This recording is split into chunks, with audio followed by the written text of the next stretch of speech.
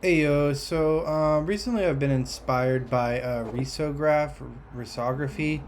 It's a kind of printing technique they use a lot for zines and posters. It's kind of like Xerox. It's sort of fast and cheap to print things at scale. It has a limited color palette, which is part of the appeal. And when you do colors on top of each other, they mix in a way that doesn't happen with, an inkjet or laser printer. And here's the color chart. Let me see if I can find this. Yeah, so there's this limited color palette, and as you see, there's this darken to lighten thing. The lighten one has some noise. So basically, I was trying to mess around with this. I was doing a bit in Photoshop, and I had these two layers, and I'm like, well, the areas where they overlap here, should be an orange. I'm thinking. I mean, maybe in terms of the actual physics of the ink, it wouldn't be an orange. But the point is, I'm not getting any, with multiply here or normal or screen. I'm not getting any sort of color at the intersection here. And somebody told me it is possible. Like, for example, if you change this yellow to a different color, I think like maybe a green or something. Yeah, you do get some sort of that different color overlap. So it sort of depends on the hues that you pick. Um, but anyway, I thought to myself, well, like Photoshop can't really do what I want. It's really difficult to do custom blending modes. Like what I really want to say is, okay, so if the alpha of this layer is, 0, or so it's transparent, then use the other color. If the alpha of the yellow color is 0, then use the red color. And if not, then use the average of the two colors, or sum the two colors, or whatever. And you can't just do that because these Photoshop um, blending modes are sort of fixed, and it turns out it's kind of difficult to make your own blending mode. You have to do a C++ extension. Sounds like too much work. I messed around with Photoshop scripts for a while. I was trying to use ChatGPT to generate me a Photoshop script in JavaScript. It turns out that you can't really just manipulate pixels directly, because if I could get the color, this image as a pixel map and this one is a pixel map, I could very easily do that effect. It's an easy coding effect, but it turns out with Photoshop JavaScript, you can't access the pixels, or at least you can't change them. So you can actually do this in so many different programs. I mean, it's a relatively simple compositing effect, just in terms of the color mixing that you see here. To talk about these sort of grainy effects, that's something else, which I'm not going to handle, but just looking at the color mixing. So you could certainly do that in Touch Designer or any compositing program, really, GLSL even. You could write a Python wrapper, JavaScript wrapper, any program wrapper. You could do it in the canvas, in the browser, etc. But I was thinking, okay, let me just do it in Houdini. So, yeah. So basically, I just wrote this little, it's HDA, and it lives in the compositing network here. And I'm just going to kind of walk through it. So to start off with, I have this knife image that I basically masked out in Photoshop. I have this other little cop snippet. And if you don't know, like to write kind of VEX code to manipulate an image, you write a cop2 filter, or a cop2 filter or cop2 generator. I need to read more about the documentation of cops to understand the full difference of this. I'm still kind of just hacking through cops. I don't have a lot of formal understanding of it, but from what I've gathered, either of these will work. The only difference, the reason I'm using a generator here, is because it'll preserve the alpha.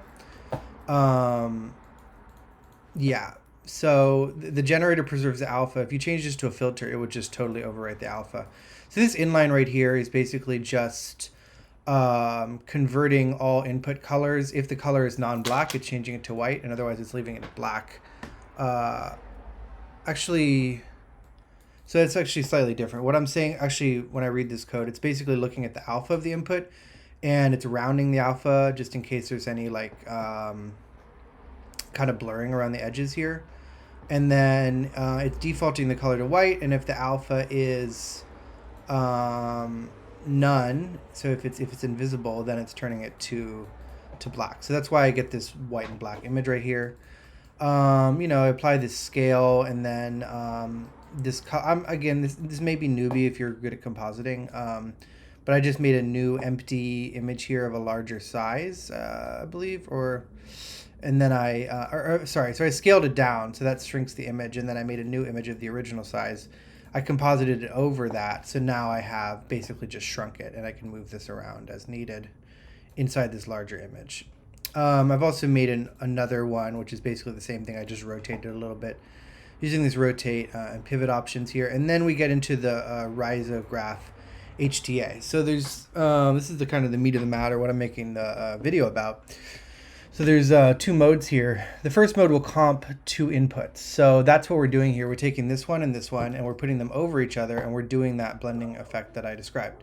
It is recoloring it here. So for example, if I just make this simple color ramp between these two colors, you can see that they are blending. And then there's this option, use averaging or not.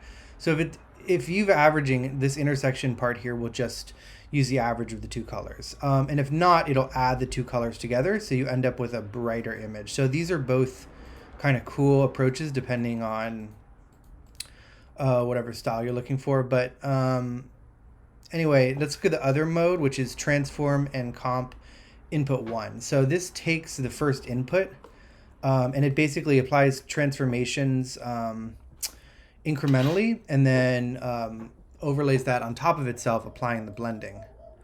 And so there's a color ramp here. This is based on the number of copies. So for example, now there's only 2 copies. So you know, the second copy will be, the last copy will always be at the end of the ramp. So if you see, as I increase the number of copies, the end one's always the yellow right here. Anyway, so you can just mess around with the color ramps as needed. Let's find some cool one. This one's kind of cool, I guess. You can see there's kind of a stylistic difference between these two. In this case, the averaging one looks cool. Sometimes it can kind of gray out the colors a little bit too much. But then again, sometimes the adding one will make stuff a little too blown out like that. So I kind of prefer this one here in this case, but now we have our options. So in this case, I'm doing rotation. So each copy will be rotated. So if I set this to 0, you can see it's just overlaying them all on top of each other. And now it's just rotating a little bit, and then you can obviously change this pivot here. I don't know. So like you get the idea here. I wish I had like a more interactive way to set the pivot, like moving it around. I haven't figured that part out yet. But yeah, you get the point here. And then there's also displacement. So if I set the rotation to 0, and I say I want to displace each one of these by 0.1, let's say 0.05. So now, let's say 0.02, just to keep it on the screen.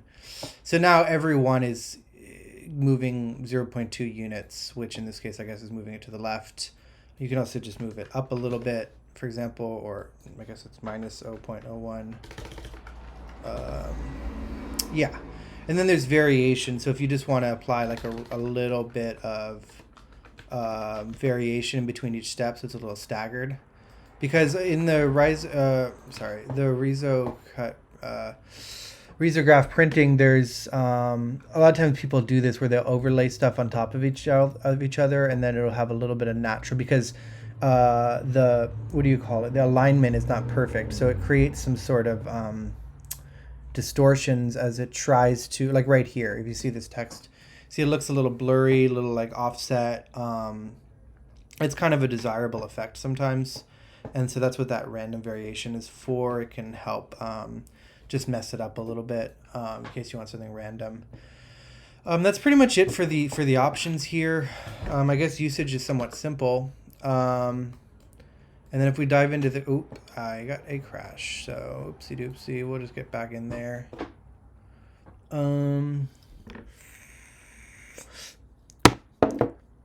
Oh, and FYI, yeah, I have my if you just want to download this while Houdini's loading, I have it on wiki.dissonant.info, Houdini tools, this Risograph cop right here. I also put it in my cop shelf. I'm starting to export all my tools in Shell because I'm too lazy to create new HDAs. But this one was kind of cool, so I made an HDA. Anyway, I'll put the link in the description there. But I just wanted to dig into the code a little bit in case you're curious. So if I go in here, basically it's a generator copnet. And I should mention, unfortunately, I haven't figured out how to preserve the alpha in the output. I mean, you could rebuild the alpha by saying, every pixel that's not black. Obviously, it'd be ideal to preserve the alphas. I can mess with that. I also do want to eventually figure out how to do this lightning darkening effect, as well as maybe anything else that makes Riso printing special. Maybe try and implement that. I mean, I don't know. I don't really like doing stuff in cops. It's not a great environment. So, in terms of sort of freeform environments for doing code-based image manipulation, options are relatively limited. You can either write your own wrapper in Python, JavaScript, as I mentioned, or you can obviously use Touch Designer or Houdini. If anybody else knows a better alternative there, any of those will work. But Photoshop. Photoshop's one of those things. It probably can do anything you want it to, but it's just the way you do it is very indirect. So for example, here I just have a bunch of code in this inline, and for me this is easy. I like writing code. The problem with writing Vex and Houdini cops is that it has terrible error handling, so it won't even tell you where the error is. You just kind of have to guess and comment stuff out. So I would say honestly, I would even consider rewriting this in Python or JavaScript myself, just because. But then again, Cops is sort of cool in the sense that you have this sort of node-based network. I like this, even though it's a little old and hacky. So anyway, I'm still exploring kind of the best,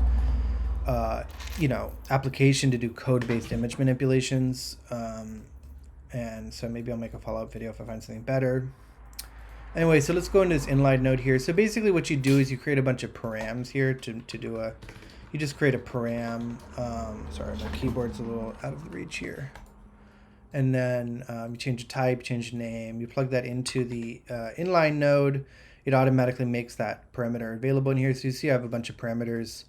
I have the number of copies, the displacement, variation, the color ramp. Color ramps are a bit weird. You do a ramp parameter, and then it outputs these different kind of weird values, which you use in the inline node. You have to use ramp lookup, and you have to pass all three of these values in there. It's a little odd, but that's how you use ramp parameters in cop vops.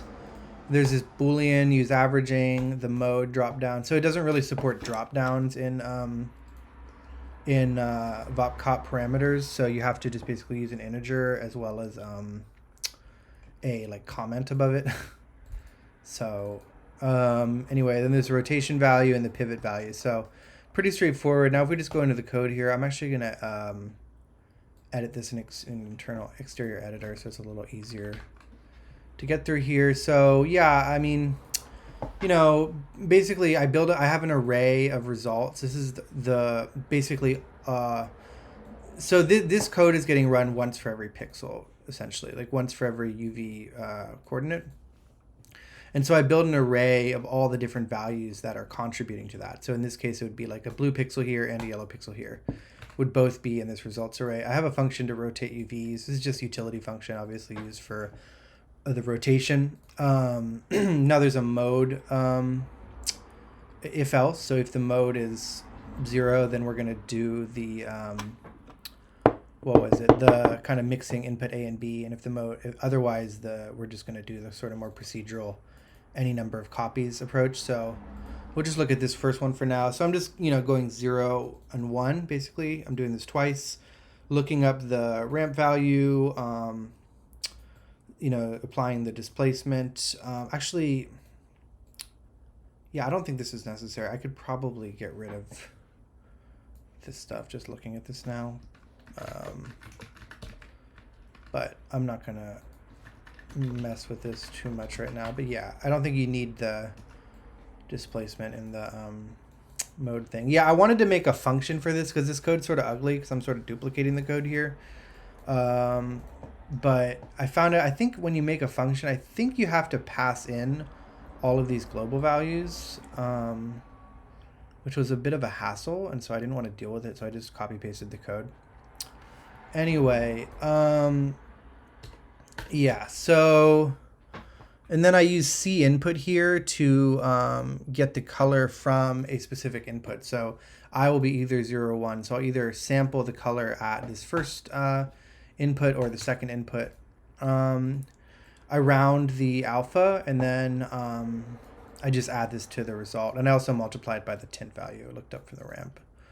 And then in the other case, it's sort of similar, but instead of sampling different inputs with C input, I just sample different UVs, and I call the rotate UVs and the trend and the displacement stuff here. But it's basically the same, and I'm just building a result set there.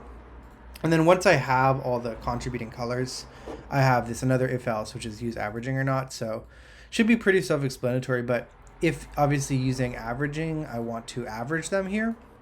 But I also want to figure out which ones to consider, and that's the one which are non-zero alpha. This is so that black doesn't get factored into the averaging. So if I didn't have this, then everything would get darkened, basically.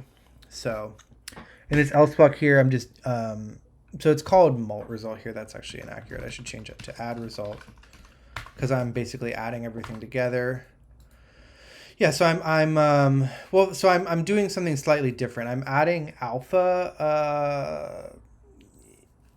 Yeah, so the colors I'm adding the colors to this like sum of all the colors, and then I'm also summing up the alpha. But then I'm saying that if the alpha is 0 at the end of the day, then we just don't want to show that result. I don't really remember why that was necessary, but basically it's pretty self-explanatory. I'm like just summing up all the stuff in the final result. So yeah, that's pretty much the gist of it. You can download this Risograph thing like I mentioned. Yeah, and hope that's useful. Cheers. Well, actually, yeah. I guess I already demoed it a little bit, so yeah, that'll do it. All right.